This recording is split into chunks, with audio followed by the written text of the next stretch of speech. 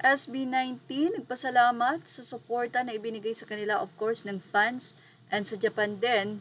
Ang mga fans doon, nila simula at wakas, EP makes it to the top 10 of CD Japan's Top 100 Annual Chart of 2025. Thank you for all the love and support you've given to our EP this 2025. Congratulations, SB19. Samantala, ibinahagi naman ng SB19 ang kanilang Melbourne concert. Melbourne, we felt every beat of your love last night. With one show wrapped and 3 more to go, our Oceania leg is off to a strong start. You lot showed up louder than we could imagine.